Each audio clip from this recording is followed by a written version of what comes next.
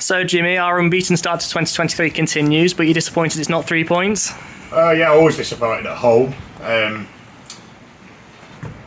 We're always trying to look to win any game, but particularly at home, we've been pretty good, especially recently. So we're disappointed not to win game, but to be honest, we always say to players, try and win it, and if you can't win it, make sure you don't lose it. So Irlam came and caused us some problems, and not a bad side. We weren't really at the races. I thought we never really got going today. I thought one of the lads in the changing room put a good quote in, said we huffed and puffed. But having said that, when we've just discussed it now and look back on the game, we've created enough chances to win the game. So look, I think it's a positive start to the new year. We're unbeaten. The weather's quelled us a little bit. We didn't play for a month. Then we played 3 games in 10 days. I thought it looked like it caught up with a little bit with the players today. I just didn't think we really got going. I thought when we made the subs in the second half, I thought they all came on and did well. And it's just a case of freshening it up. We know we need the squad. And we've got a good squad, and we've got lads who are sat with us on the bench who are kicking their heels trying to get in the team. But to be fair, because we've been on a good run, the lads on the pitch have been doing the job, and they've had to be a bit patient on the bench. I thought they all came on and did well today.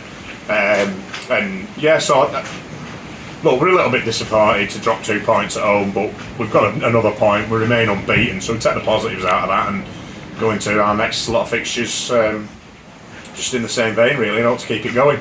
And Irlam had a man sent off after taking the lead in the second half, which seemed to happen just in front of you. What was your view on it? I honestly, they'll disagree with me, but I thought it was a red card straight away. I thought it was out of control, it was dangerous.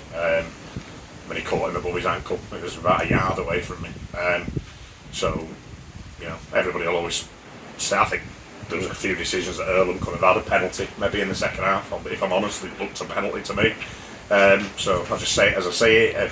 But to be fair, it's this weather period that we've had is not helping, and the pitch, to be fair, the pitch was actually excellent, but it gets a little bit heavy second half when it puts a few showers down.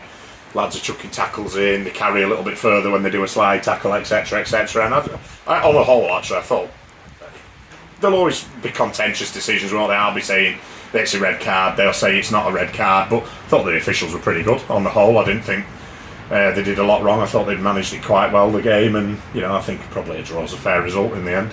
And if we rewind to last weekend when we visited the Isle of Man, it was seen as a really positive experience for the club. What was it like for you and the players?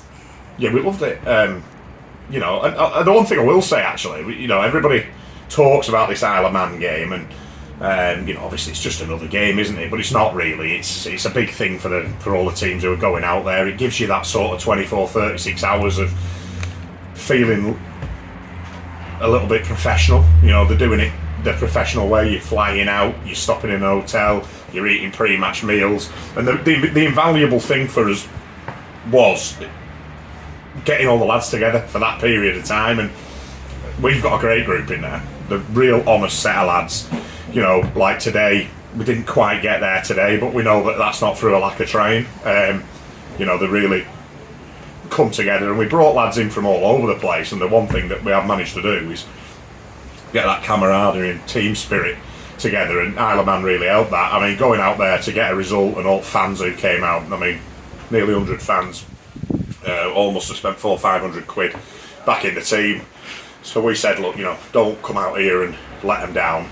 Everything's on winning the game. It was a fantastic weekend.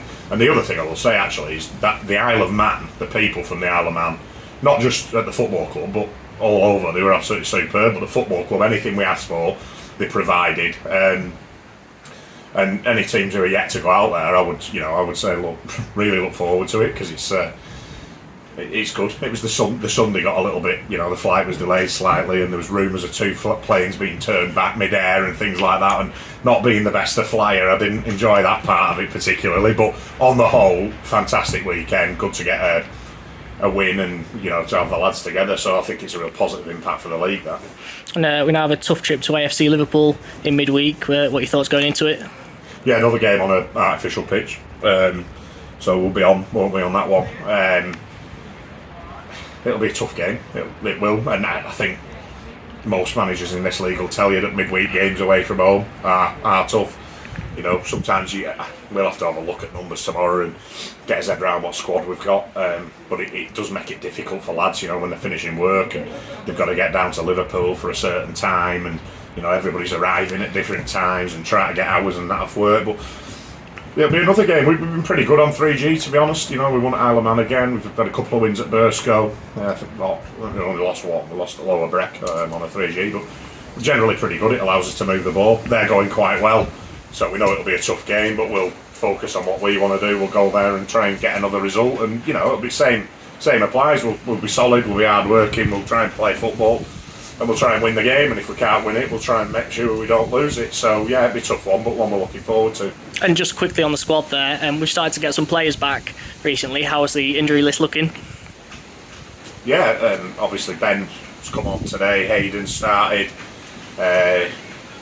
Flinny was struggling a little bit in lead up to game this week, but he managed to get through it and he looks all right today.